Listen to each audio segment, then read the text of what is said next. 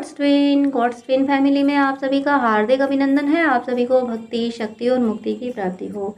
Dear twins of God, इस video में मैं डिस्कस कर रही हूँ कि भक्ति की राह में गुरुदेव और ईश्वर की क्या भूमिका है। बहुत बार हम गुरुदेव और ईश्वर की भूमिका में कंफ्यूज हो जाते हैं।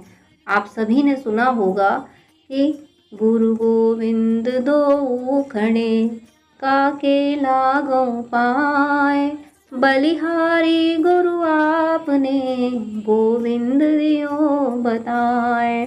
तो ये जो कन्फ्यूज़न आ जाता है गुरुदेव और ईश्वर की भूमिका का, तो वही मैं आज डिस्कस कर रही हूँ, क्योंकि ऐसा मुझे फील हुआ है, कुछ ऐसे सिनेरियो आए हैं मेरे सामने, मेरे आसपास भी रहने वाले लोगों को इस तरीके के कन्फ्यूज़न होते हैं कि ये तो सच है कि अगर भक्ति की राह पे चलना है, ईश्वर को पाना है, तो जीवन में गुरुदेव का होना बेहद ज़रूरी है।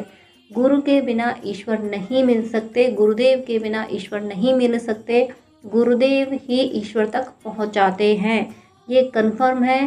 तो गुरुदेव की भक्ति की राह में, ईश्वर को पाने की राह में बहुत बड़ी भूमिका है, वही हमें ईश्वर तक ले जाते हैं।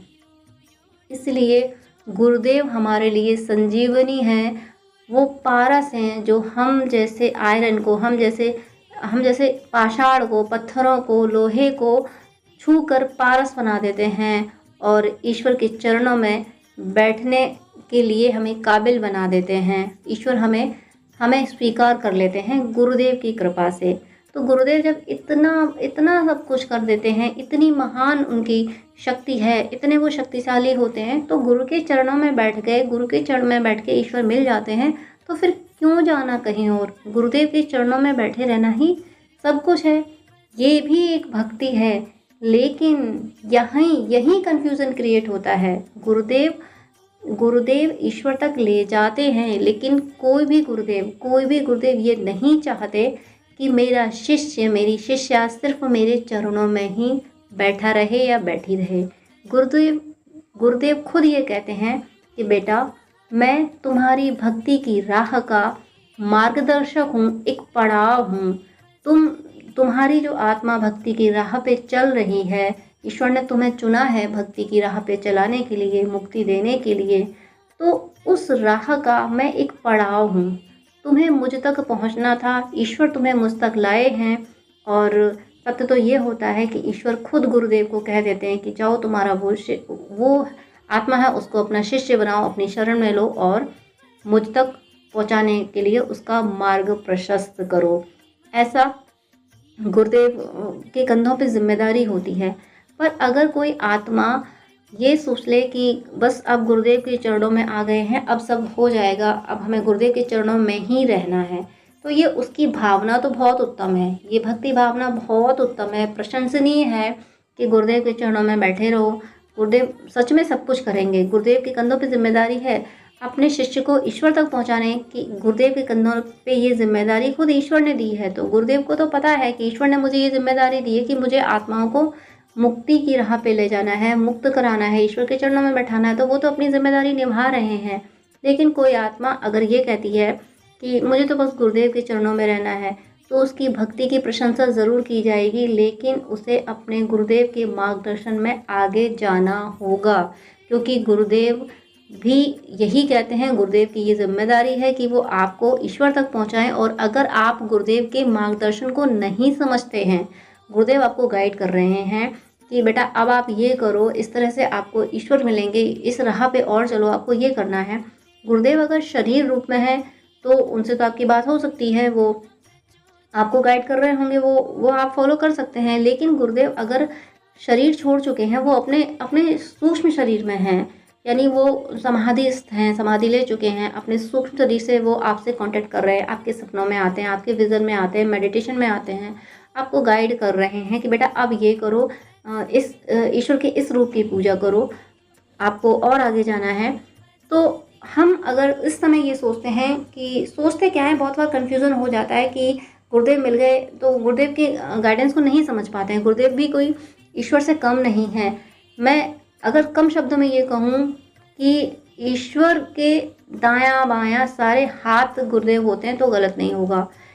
गुरुदेव सिर्फ ईश्वर नहीं होते, बाकी ईश्वरीय शक्ति उनमें समाहित होती है। ईश्वर के दायां बायां हाथ होते हैं, उनके कंधों पे जिम्मेदारी होती है कि आत्माओं को ईश्वर की शरण में ले जाना।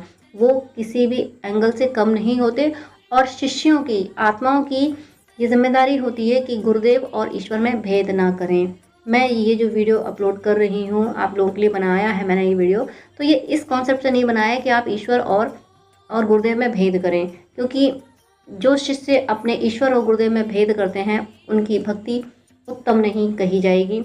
उनके लिए, शिष्यों के लिए तो गुरुदेव और ईश्वर एक समान होते हैं, लेकिन ईश्वर और गुरुदेव एक समान होते हैं तो गाइडेंस तो फॉलो करना है। अगर हम गुरुदेव को भी ईश्वर मानते हैं तो अगर वो ईश्वर भी हैं, हम मान रहे हैं उनको ईश्वर, तो उनके गाइडेंस को तो फॉलो करेंगे।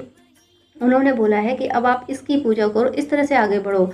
आपको डायरेक्टली बोला है तो आप वैसे कीजिए, और अगर वो सूक्ष्म शरीर में है तो वो विजन से हर तरीके से आपको गाइड कर रहे हैं, सिंक्रोनिसिटी साइन वगैरह दे रहे हैं कि अब इस ईश्वर की, इस रूप की पूजा करो, तो आपको वो करना चाहिए। इसमें ऐसा बिल्कुल नहीं कहा जाएगा कि आप गुरुदेव से अलग होकर ईश्वर की ओर चल पड़े, आप गुरुदेव को छोड़ के ईश्वर की ओर गए। नहीं, ऐसा नहीं है।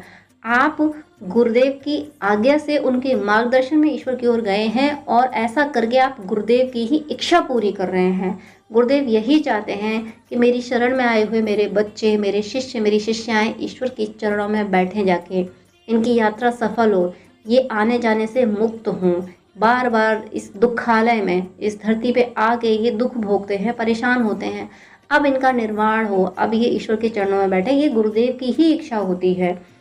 इसलिए गुरुदेव की भूमिका इस भक्ति की राह पे बहुत ज़रूरी है। लेकिन बस इतना ध्यान रखना होगा कि गुरुदेव को ईश्वर ने बनाया है, ईश्वर को गुरुदेव ने नहीं बनाया है। इतना सा कॉन्सेप्ट डिफरेंट होता है। गुरुदेव को ईश्वर ने बनाया है, ईश्वर को गुरुदेव ने नहीं बनाया है। तो जो ईश्वर है वो ईश्वर है, और जो गुरुदेव हैं वो गुरुदेव ही हैं, वो मार्गदर्शन है। लेकिन हमें गुरुदेव और ईश्वर में भेद नहीं करना चाहिए। ऐसा करके हम अपनी ऑरा ख़राब करेंगे, अपनी भक्ति की राह में कहीं ना कहीं। क्योंकि अगर हम गुरुदेव की उपेक्षा कर देते हैं तो भगवान भी नाराज़ होते हैं। शिव स्तुति, जो शिव कवच है, वो तो इसी बेस पे हुआ था कि एक भक्त था जो शिव जी, वो विष्णु भगवान से नाराज़ रहता था। तो वो एक बार शिव जी की पूजा कर रहा था और गुरुदेव आ गए, और उसके गुरुदेव विष्णु भगवान की पूजा करते थे, और वो शिष्य विष्णु भगवान से नाराज़ रहता था। तो उसने गुरुदेव को प्रणाम नहीं किया था, और तो शिव जी प्रकट हो गए थे, और बहुत भयानक अजगर होने का श्राप दे दिया था उसको। तो फिर तब गुरुदेव ने वो प्रार्थना की थी कि भगवान से बहुत अच्छी प्रार्थना है वो, कि प्रभु यहीं पर हो दयाल, मीन्स आप इस पर कृपा कीजिए, ये ना समझ है। तो गुरुदेव भले ही शिष्य गुरु के अगेंस्ट जाए, उसके बाद भी गुरुदेव ईश्वर से प्रार्थना ही करते हैं कि हे ईश्वर, नहीं, मेरे बच्चे को आप संभाल लीजिए, ये नादान था, इससे गलती हो गई थी। तो इतने गुरुदेव कृपालु होते हैं। गुरुदेव की शरण में जाना बहुत ज़रूरी होता है। लेकिन गुरुदेव जो मार्गदर्शन आपको दे रहे हैं, जो आपको मार्ग दिखा रहे हैं, उस पर ज़रूर चलें, क्योंकि गुरुदेव की हार्दिक इच्छा होती है। उन्हें चैन नहीं आता तब तक जब तक उनका शिष्य ईश्वर को पा नहीं लेता। जब तक उनका शिष्य, उनकी शिष्या ईश्वर को पा नहीं लेती, उनको चैन नहीं आता है। तो उनके बताए मार्गदर्शन को फॉलो ज़रूर करें। और ईश्वर की कृपा होती है तभी उत्तम गुरु मिलते हैं, और ईश्वर खुद गुरुदेव को गाइड कर देते हैं कि जाओ, वो सोल आ रही है, उसको गाइड करने की जिम्मेदारी तुम्हारी है। जैसे कि ध्रुव जी को गाइड करने के लिए भगवान विष्णु ने खुद भेज दिया था नारद जी को कि देखो, अब वो आत्मा निकल चुकी है ईश्वर की तलाश में, मुझे पाने के लिए वो निकल चुकी है, जाओ उसको गाइड करो। तो मेरा कहने का जो मीनिंग यही था, जो मैंने अभी बोला था कि गुरु गोविंद दो खड़े, तो यहाँ पे इसका मैं थोड़ा सा कॉन्सेप्ट क्लियर कर देती हूँ कि गुरु गोविंद दोनों खड़े, जब दोनों सामने खड़े हैं तो किसको प्रणाम करें। यही तो कन्फ्यूज़न हो जाता है कि गुरु बड़ा कि गोविंद बड़े, किसको प्रणाम करें, किसको पहले प्रणाम करें। तो कहते हैं ना, गुरु गोविंद दो खड़े काके लगाओ पाए, बलिहारे गुरु आपने, कि गुरुदेव की सराहना की गई है, गुरुदेव को प्रणाम किया गया कि हे गुरुदेव, आपका अनंत शुक्रिया जो आपने ये बता दिया कि प्रणाम पहले गोविंद को करो। ये है इस श्लोक का मीनिंग कि बलिहारी गुरु आपने। कि मैं तो कंफ्यूज था कि गुरुदेव को जब दोनों साथ खड़े हैं, गुरुदेव और ईश्वर साथ खड़े हैं, तो अब क्या करें, अब कैसे, मेरे लिए तो दोनों बराबर हैं, तो मैं कैसे किसको प्रणाम करूं। अगर मैंने गलती से गलती से क्या, अगर मैंने गुरुदेव को प्रणाम कर दिया तो कहीं गुरुदेव ही नाराज़ ना हो जाएं। ईश्वर तो नाराज़ नहीं होंगे, वो तो खुश हो जाएंगे कि इसने अपने गुरुदेव को सम्मान दिया, लेकिन गुरुदेव ही नाराज़ हो जाएंगे कि तुमने ईश्वर को कुछ नहीं समझा, तुमने मुझे ईश्वर से बड़ा बना दिया।